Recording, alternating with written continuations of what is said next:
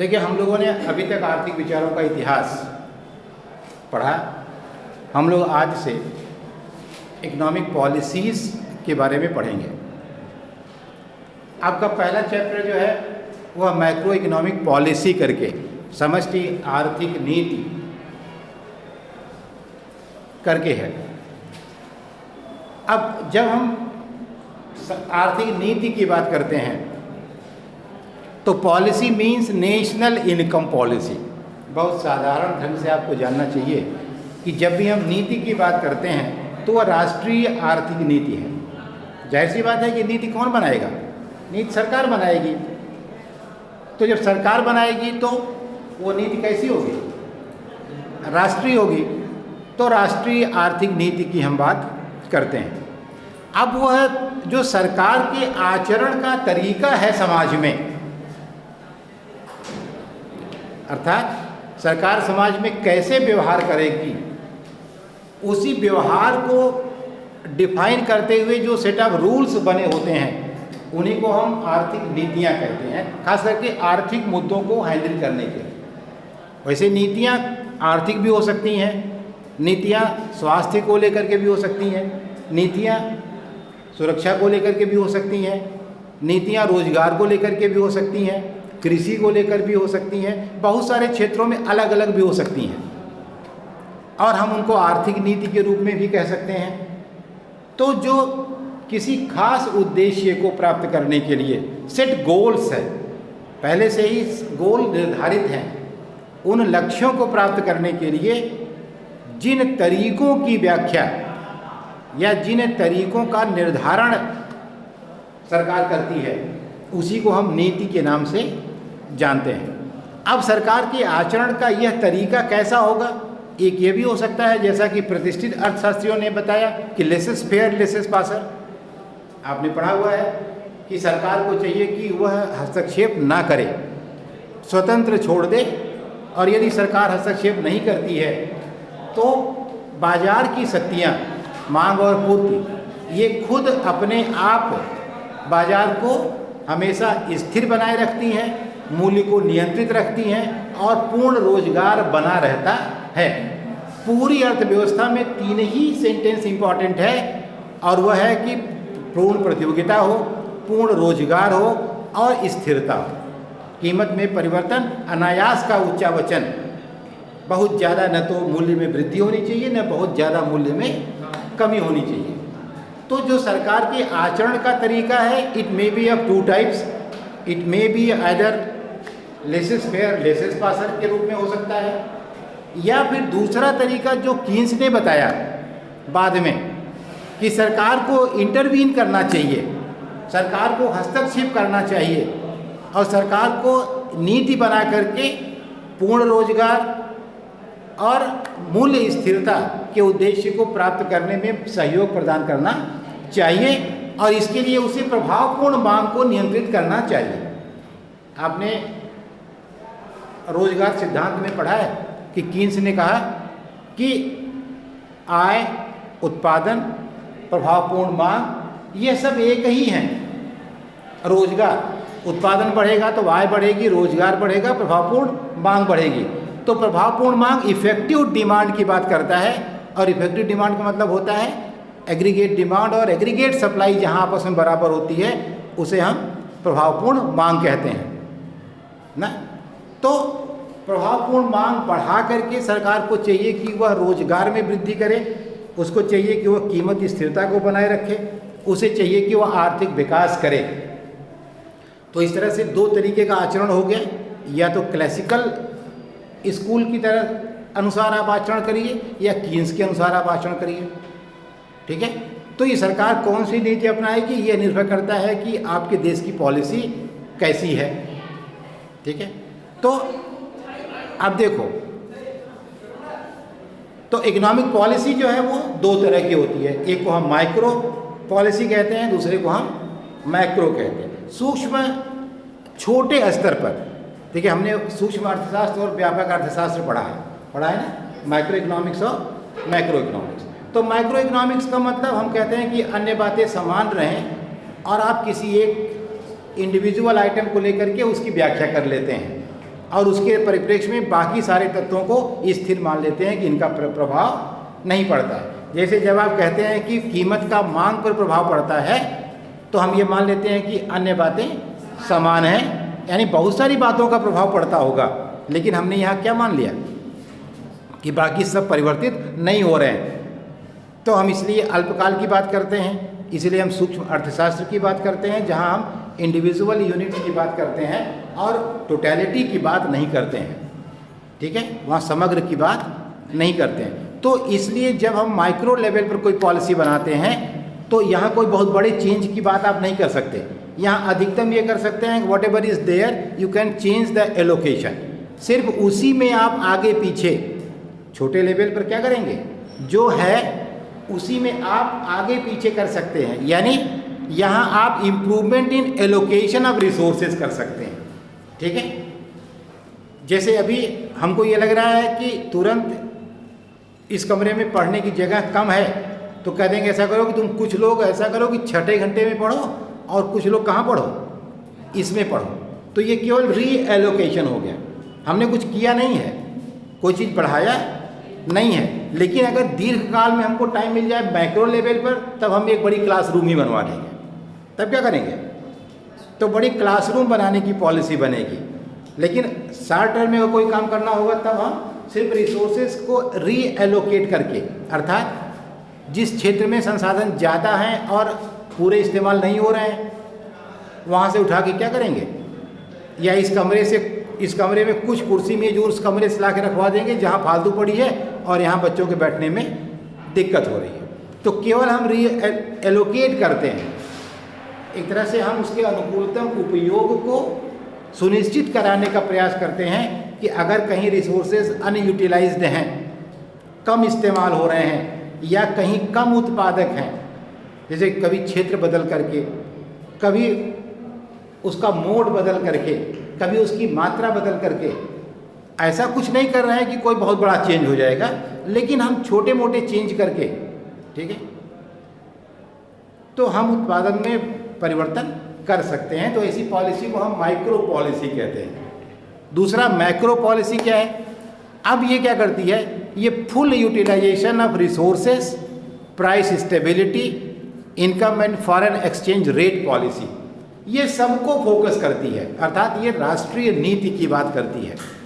तो राष्ट्रीय नीति जो होती है वह बनाते समय पहले होता है कि आप कोई भी पॉलिसी बनाते हैं तो सबसे पहले आपके दिमाग में एक समस्या होती है, तो you have to focus this problem. आप कुछ समस्या हल करना चाहते हैं तभी तो नीति बनाते हैं ना। जैसे भी किसान की समस्याओं को दूर करना था तभी तो कृषि बिल आया ना। कुछ दिमाग में रहा होगा ना बनाने वालों को कि ये समस्या है खेती में, अगर ये बिल आ जाता है तो ये समस्याएं ख़त्म हो जाएंगी। बिल्कुल ऑनेस्टली हम लोगों को सिर्फ एनालाइज करने की बात है, हमको उसकी निहितार्थ जानने की ज़रूरत नहीं है कि उसमें क्या अच्छाई है और क्या बुराई है। हम सिर्फ थियरी की बात कर रहे हैं कि अगर कोई पॉलिसी प्रपोज की गई है तो ये इसका मतलब है कि किसी पर्टिकुलर प्रॉब्लम को जो लोगों के दिमाग में थी, जो लोग चाह रहे थे कि ये समस्या ख़त्म हो जाए, उसको फोकस करने के लिए पॉलिसी बनाई जा रही है। तो हमेशा ऐसा होता है कि एक सेट ऑफ ऑब्जेक्टिव्स होते हैं, एक उद्देश्यों की श्रृंखला होती है जिसे आपको एड्रेस करना होता है कि हमको ये प्राप्त करना है। अब उस उद्देश्यों की श्रृंखला में बहुत सारी बातें हो सकती हैं कि आपने जो पॉलिसी बना रखी है या आप बनाना चाह रहे हैं, उस पॉलिसी को बनाने के पीछे उद्देश्य आपका ये है कि सबको रोजगार मिल जाए। तो इसका मतलब कि आप फुल एम्प्लॉयमेंट पर फोकस कर रहे हैं, या आप चाहते हैं कि प्रदूषण खत्म हो जाए, तो इसका मतलब आप ऐसी कोई पॉलिसी बनाना चाहते हैं जैसे वाहन जो चलेंगे BS6 के चलेंगे, जो अब केवल पेट्रोल के चलेंगे, डीजल नहीं चलेंगे, या इलेक्ट्रिक वाहन चलेंगे, ना डीजल से चलेंगे ना तो पेट्रोल से चलेंगे। 15 साल पुराने जो वाहन हैं उनको सीज कर दिया जाएगा, वो रोड पर नहीं चलेंगे। ये सारी पॉलिसी किस लिए बनती है? ताकि प्रदूषण, क्योंकि प्रदूषण तो अपने आप में बहुत बड़ी समस्या है ना भाई। प्रदूषण इतने तरह की समस्या पैदा करता है कि उसको हैंडल करना अति आवश्यक है। वो उत्पादन को प्रभावित करता है, वो स्वास्थ्य को प्रभावित करता है, वो आपकी फ्यूचर जनरेशन को प्रभावित करता है, वो इकोसिस्टम को प्रभावित करता है। तो जब सबको प्रभावित कर रहा है तो उसके लिए सरकार को पॉलिसी बनानी चाहिए ना। तो अब इसका मतलब मेरे दिमाग में है कि हमको ये इन समस्याओं को एड्रेस करने के लिए पॉलिसी बनानी है।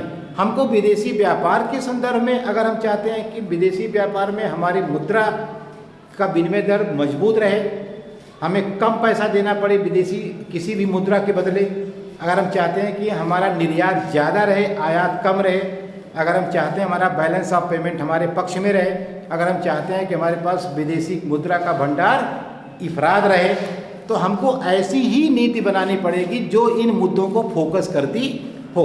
इसका मतलब हमको अपनी समस्याएं पता होनी चाहिए, अर्थात हमें क्या चाहिए ये हमको पता ही होना चाहिए। जैसे आपसे पूछा जाए कि आप क्या बनना चाहते हैं, तो आप कहते हैं सर अब बीए के बाद सोचेंगे। इसका मतलब कि आप कुछ नहीं बनना चाहते, अब गलती से कुछ बन जाए अलग बात है ना। नहीं तो आपका उत्तर क्या होना चाहिए कि सर मुझे आईएएस ही बनना है, और इतना जोर से कहिए गला फट जाए आपका। कहते समय आवाज़ लड़खड़ानी नहीं चाहिए, अगर लड़खड़ाई तब भी इसका मतलब है कि आप झूठ बोल रहे हैं, आप मन से नहीं चाहते कि आप आईएएस बनना चाहते हैं। आप अपने लिए नहीं बता रहे हैं, लोगों के लिए बता रहे हैं कि हम आईएएस बनना चाहते हैं। जिस दिन आप अपने से वादा करेंगे, जिस दिन आप अभी 2 दिन पहले प्रॉमिस डे था ना, था कि नहीं था? आजकल तो सारे डे इतने ज़्यादा हो गए हैं कि बड़ा मुश्किल है याद रखना। तो संयोग से उस दिन मैं एक जगह भाषण दे रहा था जिस दिन प्रॉमिस डे था उस दिन, तो सारे लड़के लड़कियां सब प्रॉमिस कर रहे थे, ठीक है। तो मैंने उनसे कहा कि दूसरे से मत प्रॉमिस करो, तुम अपने से ही प्रॉमिस कर लो ईमानदारी से कि हम आज प्रतिज्ञा लेते हैं कि हम आईएएस ही बनेंगे, या प्रतिज्ञा लेते हैं कि हम आज से सारी दुष्टता छोड़ देंगे। ये भी ले सकते हो, ऐसा थोड़ा नहीं ले सकते ना। तो जब अपने से तुम प्रॉमिस करते हो, इसका मतलब अपने लिए जब तुम अपनी आंख में आंख मिला करके कहने के लायक हो जाते हो, जब तुम्हें खुद लगता है कि यार अब हम गलत नहीं हैं, तभी तुम गलत नहीं हो। और जब तुम इसलिए सारी कोशिश कर रहे हो कि कोई जानने न पाए कि हम गलत हैं, तब तो तुम गलत हो ही 100%, कोई जाने चाहे ना जाने। हमेशा जब अपने लिए तुम प्रयास करोगे तो तब तुम गलती कभी नहीं करोगे। जब तुम ये सोचोगे कि सर नहीं देख रहे हैं तो चलो इनका स्टैंड अप तोड़ देते हैं आज, तब तक तो गलती करते रहोगे। जब ये सोचोगे कि कोई नहीं है लेकिन ये स्टैंड नहीं टूटना चाहिए, क्योंकि अगर टूट गया तो नहीं ठीक है, ये स्टैंड तब तुम उठाओगे, ले जाए कहाँ रख दोगे? विभाग में रख दोगे। तो ज़्यादा अच्छा क्या है कि तुम अपने डर, हमारी डर से मत तोड़ो कि अपने से मत तोड़ो। तो जब तक तुम अपने से नहीं करोगे तब तक कुछ भी नहीं कर पाओगे। डर से कितना दिन करोगे किसी ना, इसलिए डर से तो वैसे भी डर से कुछ नहीं करना चाहिए। जो डर गया वो समझ लो मर गया, और जिसने डर को डरा दिया वो जिंदगी को जी गया। इसलिए वो एक प्रचार आता है ना, कहता डर के आगे जीत है, माउंटेन ड्यू का। हाँ तो वह ठीक है, तुम लोग मत कूद जाना लेकर के, वो इसलिए नहीं है कि तुम भी लेके कूद जाओ छत पर से माउंटेन ड्यू, लेकिन वो इस मैसेज के लिए है कि चाहे जितनी बड़ी समस्या हो उस समस्या को हैंडल करो, ख़त्म हो जाएगी, सीधी सी बात है।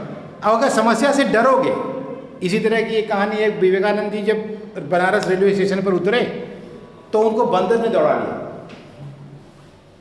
वो भागने लगे, बंदर उनके पीछे पीछे दौड़ने लगा, भागते गए।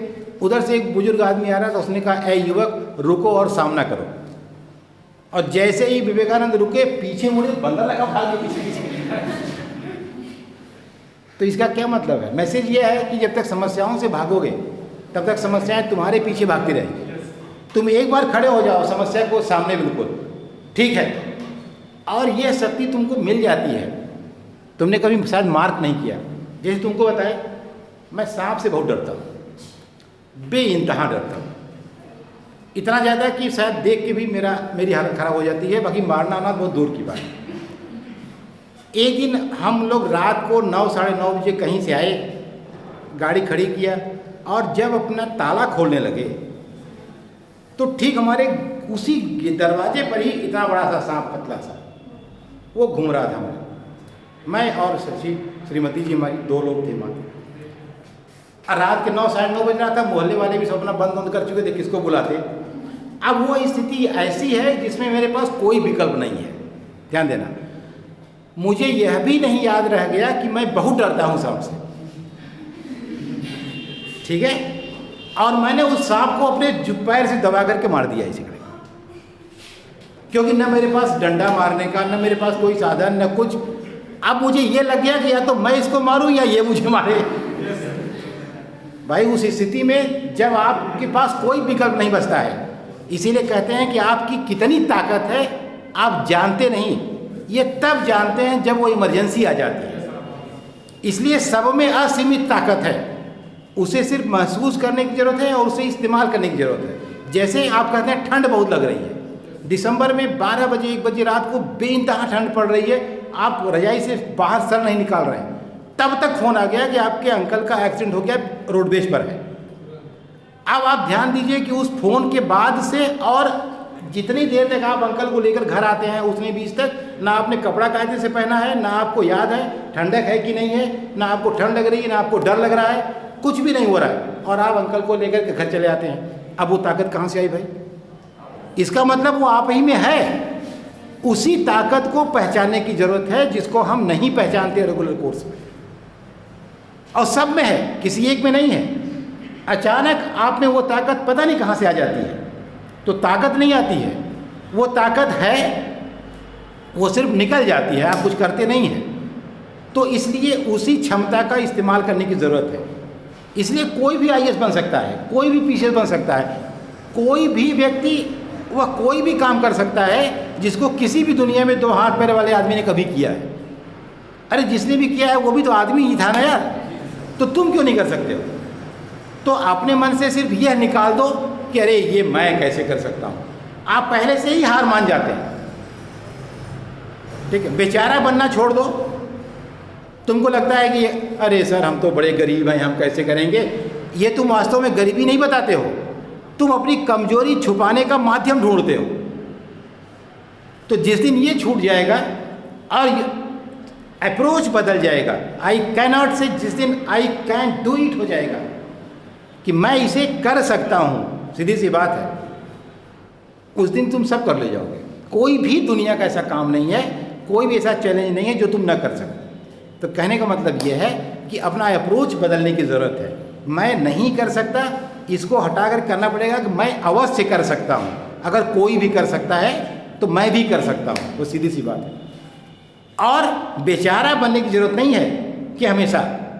अक्सर एक दिन मैं भाषण दे रहा था तो लड़की ने मुझसे पूछा कि सर क्या बात है कि लड़की को ही दोषी ठहराया जाता है हमेशा, लड़के को क्यों नहीं ठहराया जाता? मैंने कहा कि तलवार से तरबूज कट जाता है, किसका दोष है? तरबूज का दोष है कि तलवार का दोष है? तो तुम्हें इसे दोषी ठहराया जाता है कि तुम दोषी अपने को मान लेते हो, और क्या? मत मानो, नहीं होगे दोषी, बात खत्म होगी। कहते हैं कि man can be killed but cannot be defeated. आप मुझे गोली मार सकते हैं, मुझे हरा नहीं सकते। क्यों? क्योंकि मैं मानूंगा तब ना। मुझे आपने एक बार पटक दिया, हमने कहा चलिए फिर पटकिए तो बताएं। आप मुझे 10 बार पटक रहे हैं, मैं मान ही नहीं रहा हूँ मैं हारा हूँ, आप मुझे फिर एक बार पटकिए, तो मेरे मानने पर न मैं हारूंगा भाई, तो मैं मानूंगा ही नहीं कि मैं हार गया। हाँ, आप मुझे जान से मार सकते हैं, वो अलग बात। तो man can be killed but cannot be defeated. तो हार आप मान लेते हैं, वास्तव में आप हारते थोड़े हैं। इतिहास में आपने पढ़ा होगा कि वो 17 बार 18 बार कितनी बार आक्रमण करके जीतता है ना। तो अगर वो हार मान गया होता 1 बार 2 बार 3 बार 4 बार में तो जीतता है। तो 17 बार क्यों आक्रमण किया उसने? वो सिर्फ ये जान रहा था कि अच्छा इस बार कुछ कमी रह गई, अब फिर चलो। वो ये नहीं मान रहा था कि मैं हार गया, वो क्या मान रहा था कि अच्छा लगता है कुछ कम रह गया, इस बार 2-3 सेना बढ़ा लो। फिर हार गया तो सोचा अरे अभी लगता है कुछ और कम रह गया, और बढ़ा लो। तो तब तक लड़ता रहा जब तक जीत नहीं है। तो कोई भी उदाहरण जो आप पढ़ते हैं किताबों में, कहानियों में, उन सब का मतलब यही है कि आपको अपनी दृढ़ इच्छा शक्ति मजबूत रखनी चाहिए और आपको सिर्फ प्रयास करना चाहिए और काम अपना शुरू कर दीजिए और तब तक मत बंद करिए जब तक आपका काम पूरा ना हो जाए। और शुरू करने के लिए किसी मुहूर्त की ज़रूरत नहीं है, वो शायद मत पूछिए, अभी तुरंत इसी समय शुरू कर दीजिए। कभी कोई अच्छा दिन नहीं आता है और हर दिन हमेशा अच्छा रहता है। काल करे सो आज कर, आज करे सो अब, पल में प्रलय होएगी बहुरी करोगे कब। इसका क्या मतलब है कि टालो नहीं। बहुत लोग ऐसे होते हैं जो अच्छा कल से तो सुबह 5 बजे से पढ़ने बैठ जाएंगे। ये सिर्फ अपने को झूठी तसल्ली देने वाली बात है। जैसे ही लाइट कटी, अरे क्या बताएं, आज तो रात भर पढ़ने वाले थे, लाइट ही चली गई, लो अब एहसान भी जता दिए। ये अपने सिर्फ गिल्ट को दूर करने का तरीका है बस। बड़ा मच्छर काट रहा है, नहीं तो बहुत पढ़ते। ये सब कुछ नहीं होता है, ये सब आप नहीं पढ़ना चाहते हैं, बहाने हैं, इसकी सी बात। तो इसलिए जो व्यापक आर्थिक नीति होती है, मैक्रो इकोनॉमिक पॉलिसी होती है, वह पहले उद्देश्य तय कराती है कि आपका उद्देश्य क्या है। पूर्ण रोजगार है, पूर्ण स्थिरता है, या आपका आर्थिक विकास है, या कीमतों में स्थिरता है, या विदेशी व्यापार है। तो विदेशी व्यापार के लिए आपको ऐसी नीति बनानी पड़ेगी, जैसे कोई फॉरेन ट्रेड पॉलिसी आप बनाते हैं, तो फॉरेन ट्रेड पॉलिसी में विदेशी विनियोजक आपके यहाँ आए, विनियोग करे, उत्पादन बढ़ाए, वहाँ से टेक्नोलॉजी आए, वहाँ से इंफ्रास्ट्रक्चर आए, वहाँ से कैपिटल आए और यहाँ उत्पादन करे, लोगों को रोजगार दे, उत्पादन बढ़ाए, राष्ट्रीय आय बढ़े, आर्थिक विकास हो। इसके लिए ज़रूरी है कि उन लोगों के अनुसार नीतियाँ बनाई जाएं। जैसे अगर सरकार ऐसी नीति बना देती है कि जो यहाँ आएगा उसको इतना टैक्स देना पड़ेगा, तब वो कहेगा हम चाइना चले जा रहे हैं, चाइना तो टैक्स भी नहीं लगा रहा है और ज़मीन भी फ्री में दे रहा है कि मेरे यहाँ आके लगाओ।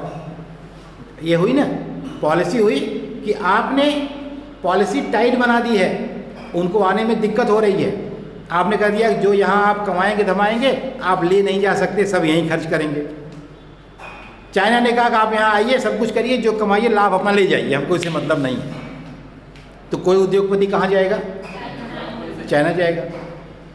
आपके यहाँ कोई कंपनी आती है तो आपकी जो पॉलिसी है उसमें सैकड़ों परमिशन लेनी है उसको, इतने सारे अधिकारी इन्वॉल्व हैं कि पता चला कि 5 साल में परमिशन नहीं पूरी हो पा रही है उसकी। चाइना में उसने कहा कि आप आइए, ऑनलाइन सब भेज दीजिए, आते आते सारी परमिशन ग्रांट किए रहेंगे, आपको दिक्कत नहीं होगी। अब वो कहाँ जाएगा? चाइना जाएगा। कहने का मतलब ये है कि आप इकोनॉमिक पॉलिसी कैसी बनाते हैं, वह इकोनॉमिक पॉलिसी ये तय करती है कि आपके देश की अर्थव्यवस्था कैसी होगी। जोर से बोलो। बंद करो, इस बटन बंद करो, इसको बंद करो, दौड़ के बंद कराओ।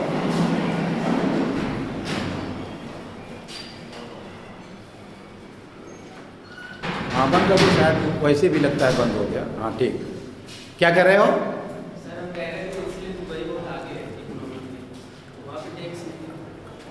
कोई भी जगह देखो, बहुत सीधी सी बात है, पूंजीपति या कोई भी व्यक्ति या तुम अपनी खुद के पास अगर तुम्हारे 5 रुपया भी होगा तो ये तो चाहोगे ना कि इसे सुरक्षित रहना चाहिए।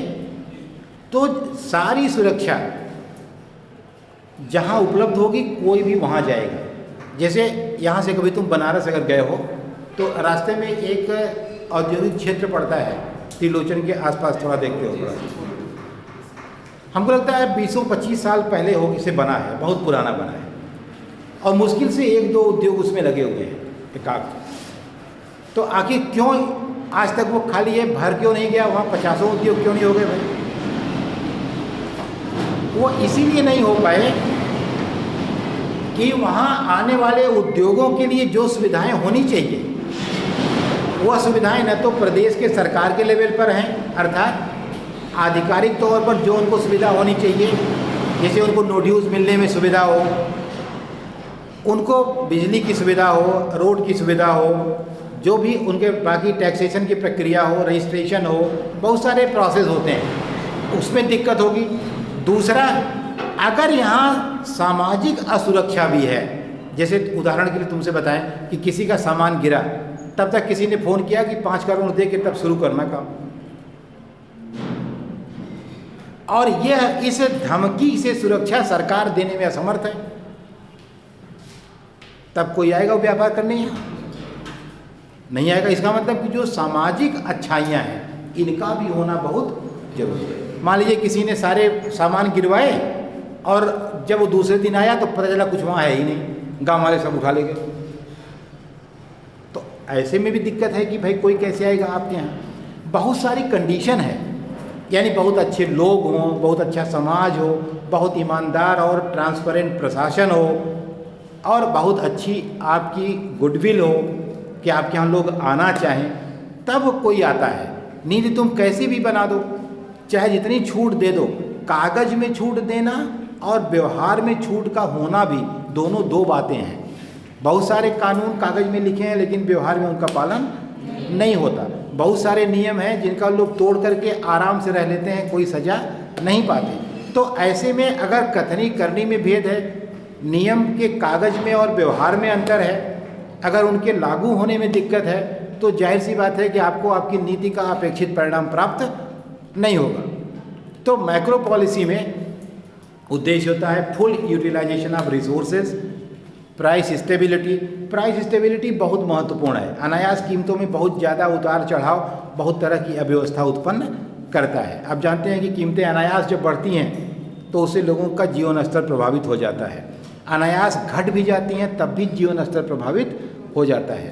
पता चला कि जब किसान के घर में आलू है तो 2 रुपया किलो, और जब किसान को खरीदना होता है तो 50 रुपया किलो।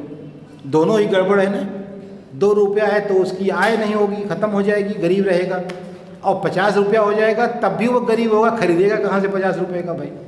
तो बहुत ज़्यादा कीमतों का ज़्यादा होना भी अच्छी बात नहीं है और बहुत कम होना भी अच्छी बात नहीं है।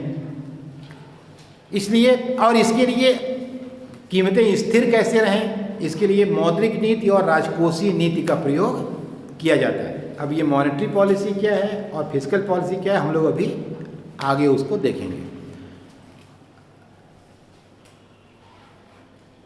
अब मैक्रो इकोनॉमिक पॉलिसी का अर्थ क्या है? एडवर्ड जी नॉर्से एक अर्थशास्त्री हुआ, उसने कहा कि it determines attainable objectives and uses of resources to attain the goal. यह निश्चित लक्ष्यों को निर्धारित करता है और निर्धारित लक्ष्यों को कैसे प्राप्त करे इसके लिए वह नीतियों का निर्धारण करता है। इसका मतलब आपके पास सेट गोल हैं, you have to achieve these goals, और उसके लिए आपको एक सेट रूल्स हैं या एक नियम है जिनका प्रयोग करके आपको उन्हें प्राप्त करना है। वही उन्हीं को हम मैक्रो इकोनॉमिक पॉलिसी के नाम से जानते हैं। अब इसकी ऑब्जेक्टिव्स क्या है मैक्रो इकोनॉमिक पॉलिसी की? Full employment. अब ये फुल एम्प्लॉयमेंट देखो, क्लासिकल स्कूल और कीन्स दोनों में थोड़ा अंतर है। वास्तव में बेरोजगारी बहुत तरह की होती है। बेरोजगारी एक संरचनात्मक बेरोजगारी होती है, एक चक्रीय बेरोजगारी होती है, घर्षणात्मक बेरोजगारी होती है, प्रच्छन्न बेरोजगारी होती है, ऐच्छिक बेरोजगारी होती है। तो ये बहुत तरह की जो बेरोजगारियां हैं, इनमें से हम कब मानेंगे कि लोग पूर्ण रोजगार में हैं? तो ये कहा गया, जैसे प्रतिष्ठित अर्थशास्त्रियों ने कहा कि ऐच्छिक जो बेरोजगार हैं उनको छोड़ करके अगर बाकी लोगों को प्रचलित मजदूरी पर काम मिल रहा है तो कहेंगे कि पूर्ण रोजगार विद्यमान है। अब ऐच्छिक बेरोजगारी क्या है? जैसे कुछ लोग रोजगार तो पा रहे हैं लेकिन उनको लगता है कि अरे अब इतना पढ़ लिख करके ये काम हम नहीं करेंगे, और उनके पास बिना काम किए रहने का विकल्प विद्यमान है, भाई तभी नहीं कर रहे हैं ना, तो उनको बेरोजगार नहीं माना जाएगा। क्योंकि जैसे मान लीजिए कि प्रचलित है कि 500 रुपया रोज़ मजदूरी मिलेगी और इस पर जो चाहे वो काम कर सकता है। तो अगर 500 रुपये प्रचलित मजदूरी पर कुछ लोग कहते हैं कि हम 500 में नहीं करेंगे या हम काम ही नहीं करेंगे, हमको इसकी ज़रूरत नहीं है, तो वो बेरोजगार नहीं माने जाएंगे, उन्हें पूर्ण रोजगार में शामिल किया जाएगा। और अगर बाकी सब लोग रोजगार पा जाते हैं तो कहा जाएगा कि अर्थव्यवस्था में पूर्ण रोजगार विद्यमान है। तो ऐच्छिक बेरोजगारी हो सकती है। बाजार में चक्रीय बेरोजगारी जो होती है वो साइक्लिकल अनएम्प्लॉयमेंट है, मूल्यों के उतार चढ़ाव के नाते कुछ समय के लिए होती है फिर ख़त्म हो जाती है, वो बहुत अस्थायी नहीं होती है। फ्रिक्शनल अनएम्प्लॉयमेंट जो है, घर्षणात्मक बेरोजगारी, इसमें क्या होता है कि वो मशीन के परिवर्तन की वजह से जब कुछ समय के लिए लोग बेरोजगार हो जाते हैं, जैसे अचानक मशीन बदल गई, नई टेक्नोलॉजी आ गई और आप ट्रेंड नहीं हैं, तो कुछ समय के लिए आप बेरोजगार हो जाएंगे जब तक आपकी ट्रेनिंग ना हो, आप उसके लिए स्किल्ड ना हो, जब तक आप काम करने के लायक ना हो जाएं, तो उसे हम कहते हैं frictional unemployment. Structural unemployment, actual unemployment यही है कि अपॉर्चुनिटी ही नहीं है कि आपको नौकरी दी जाए। तो इस तरह तमाम तरह, और एक होती है प्रच्छन्न बेरोजगारी। प्रच्छन्न बेरोजगारी का मतलब होता है, आपको इसे हम एक चित्र से बना दें।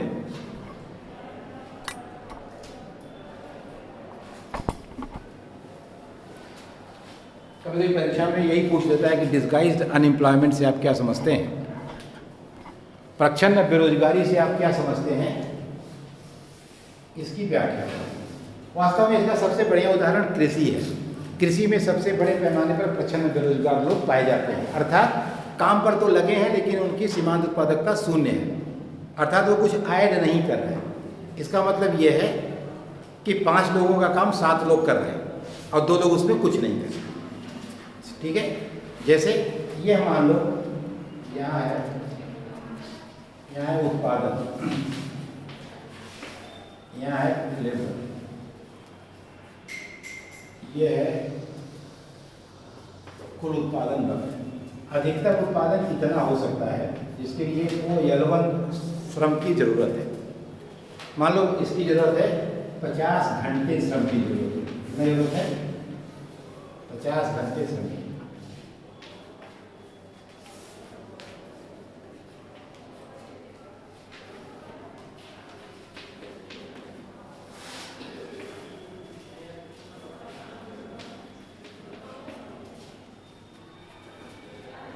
ये आप ध्यान से देखिए कि 50 घंटे श्रम की जरूरत है अधिकतम उत्पादन करने के लिए, और जिसे 5-5 घंटे काम करके 10 ही लोग कर सकते हैं और 50 घंटे पूरा हो जाएगा। ठीक है, लेकिन उतना ही काम कितने लोग कर रहे हैं?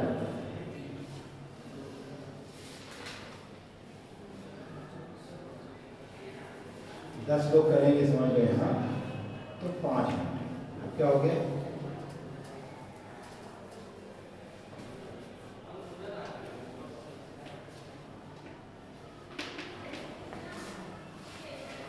अब उतने ही घंटे को 20 लोग कर रहे हैं और कितना कितना काम कर रहे हैं? 2.5 घंटे, क्योंकि लगेगा तो 50 ही घंटे, उससे ज़्यादा नहीं लग सकता है, चाहे इतने लोग करें इससे मतलब नहीं है। तो जो काम 10 लोग कर सकते थे वो काम कितने लोग कर रहे हैं? 20 लोग कर रहे हैं। इसका मतलब कायदे से अगर देखा जाए तो 10 लोग उसमें फालतू लगे हुए हैं। ठीक है, तो ये जो फालतू लगे हैं इनका कोई इसमें कंट्रीब्यूशन है नहीं, बिना मतलब लगे हुए हैं। ठीक है, और लेकिन ये रोजगार में है क्योंकि लगे हैं तो है ही रोजगार में। तो ये प्रच्छन्न रूप से बेरोजगार है, जिनकी सीमांत उत्पादकता ईमानदारी से कितनी है? 0 है, क्योंकि काम वो इतने ही कर सकते हैं 10 बजे 50 घंटे तक। ठीक है, तो ये जो L1 L2 लेबर इसमें लगा है ये प्रच्छन्न रूप से बेरोजगार है, जो काम पर लगा होता है लेकिन उसका उत्पादन में कंट्रीब्यूशन 0 होता है। ठीक है, हो गया।